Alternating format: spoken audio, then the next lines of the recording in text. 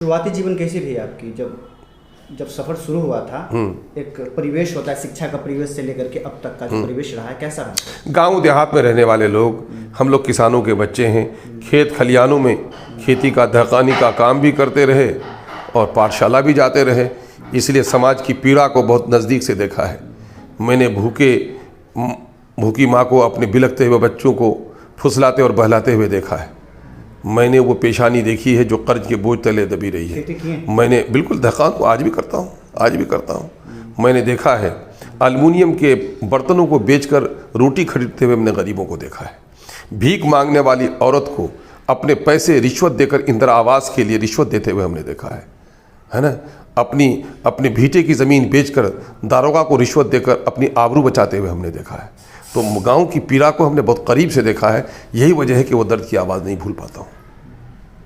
शिक्षा व्यवस्था कहाँ तक रही? शिक्षा मैंने PG MA किया है। MA किया। कौन से सब्जेक्ट से? उर्दू से। उर्दू सब्जेक्ट जी। उर्दू के लिए भी मतलब बहुत लड़ा जा रहा है आपके द्वारा। एक आया था कि आपको ऐसे तो पता ही होगा कि बिहार का जो शिक्षा व्यवस्था है पूरे हमारे भारत में जितने भी राज्य हैं सभी राज्य से सबसे नीचे स्तर का है। तो इसके लिए किस तरह की मतलब रणनीति होनी चाहिए? उर्दू के लिए तो होनी ही चाहिए, उसके बावजूद पूरा शिक्षा व्यवस्था जो है बिल्कुल गर्त में है। देखिए, हुकूमत की सतह पर जब टीचरों की बहाली की गई, अब सर्व शिक्षा जब अभियान चला, उसी वक्त हुकूमत से बड़ी गलती हुई है। और इन्होंने जो शिक्षा व्यवस्था को, अगर सबसे चौपट कोई चीज़ हुई है बिहार में, तो बिहार के विभाजन के बाद, तकसीम बिहार के बाद, झारखंड के अलग हो जाने के बाद, मादनियात और खनिज तो इनके पास रहे नहीं। इनके पास एक बड़ी अच्छी चीज़ थी कि बिहार की नस्ल जो थी वो मेधावी थी, हमारी बासलाहियत बच्चे थे हमारे। तो ये जो ह्यूमन रिसोर्स था, इसको डेवलप करने का प्रोग्राम बनना चाहिए था। लेकिन स्कूल हमारा बन गया खिचड़ी, अंडा, कपड़ा, साइकिल, यानी दूसरे लफ्ज़ों में कहें कि जनता को प्रलोभन और रिश्वत देने का एक अड्डा तो बन गया। मैं पूरे तौर पर इन योजनाओं की मुखालिफत नहीं करता। इसके लालच और लोभ में बच्चों की भीड़ बढ़ी स्कूल में। अगर सरकार की नीयत ये होती कि बच्चे हमारे स्कूल में नहीं आ रहे हैं, वो आएँ और हम उनको पढ़ाएं, तो ये बेहतरीन मौका था कि बच्चों की भीड़ स्कूल की तरफ आई थी। जो स्कूल लेकर के आप लोग नहीं, ठीक है, नहीं, मैंने सवाल ये पैदा होता, सर्व शिक्षा अभियान में मिड डे मील का प्रोग्राम इसलिए था कि गरीबों के बच्चों को खाना भी मिल जाए, उस बहाने वो स्कूल भी आ जाए। वो बाग बगीचा खेत खलियानों में खेल कर अपना वक्त गुजारते हैं, या फिर घर में उनको पौष्टिक आहार भी नहीं मिलता तो उनको खाना भी मिल जाए। और बहुत सारे लोग ऐसे भी थे जो भूखे बच्चों को सही खाना भी नहीं मिल पाता था। अब तो अंडा भी देने का प्रोग्राम हुआ है। अब वो अंडा गुरुजी के पेट में जाता है कि बच्चों के पेट में या विभाग के पेट में जाता है, वो तो एक अलग बात है। लेकिन ये जो प्रोग्राम था, उस प्रोग्राम की वजह से बच्चों की भीड़ बढ़ी थी। ड्रॉप आउट जो रेट था स्कूल से, वो ड्रॉप आउट में कमी आई थी, सच्चाई से इनकार नहीं किया सकता है। लेकिन बच्चों की भीड़, उनका हाथ में कटोरा आ गया खिचड़ी के लिए, लेकिन बस्ता छिन गया बच्चों का। पढ़ाई लिखाई के नाम पर कुछ भी नहीं, शिक्षकों का काम हो गया खिचड़ी का हिसाब करना, है ना, BRC में CRC में जाकर सिर्फ रिपोर्ट पेश करना, और गरीबों के बच्चे अनपढ़ रह गए और स्कूल व्यवस्था चौपट होकर। राजनीतिक जीवन कहाँ से शुरू हुआ? मैट्रिकुलेशन के बाद से ही सोशली में एक्टिव था। हमारे यहाँ रैनसम के लिए मवेशी की चोरी होती थी। उस ज़माने में ग्रेजुएशन का तालिब इल्म था मैं, और उस ज़माने में हमारे यहाँ कसरत से मवेशी की चोरी होती थी, डाका पड़ता था। एक हमारे उस इलाके के एक बड़े सोशल रिफॉर्मर थे, मौलाना गुलाम मोहम्मद ईहा साहब। उन्होंने समाज सुधार क्रांति समिति की एक तहरीक चलाई, और मैं उस वक्त सबसे यंगेस्ट चेयरमैन था अपने हलके का। हम लोगों ने उस ज़माने में चोरों को, डाकुओं को पकड़ा, पीटा, सरेंडर कराया, और जो रैनसम पर जो मवेशी वो लोग लेके खोल के जाते थे, आधी कीमत पर लौटाते थे, उस पर काबू पाया। उसके ज़माने से लोगों से ताल्लुकात बढ़े। फिर मैं मुखिया का लिए नॉमिनेशन किया, और लोगों ने मुझे मुखिया का इलेक्शन लड़ने नहीं दिया। मुझे जबरिया तौर पर जिला परिषद का इलेक्शन लड़ाया सोसाइटी ने। ये मैं बड़ा भाग्यशाली इस मामले में हूँ कि मैं इलेक्शन लड़ने के लिए कभी तैयार नहीं हुआ था।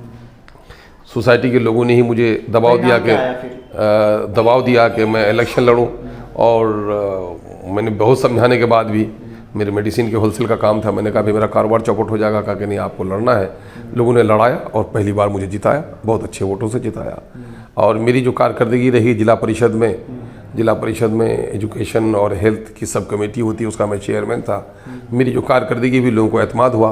फिर मुझे राजद से जनाब तस्लीमुद्दीन साहब मरहूम उस वक्त MP बन गए थे, वो जगह खाली थी, उसने मुझे टिकट दिलवाया।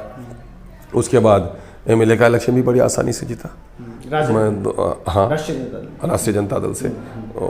उसके जो फरवरी में हुआ इलेक्शन वो भी जीता, नवंबर में हुआ वो भी जीता मैं। तो दोनों इलेक्शन फिर 2010 में भी लोगों ने मुझे भारी मतों से जिताने का काम किया। मैं पहले हाँ किशनगंज असेंबली हल्के से था, बाद को कोचाधामन अलग बना तो वहाँ का भी मैं पहला एमएलए बना।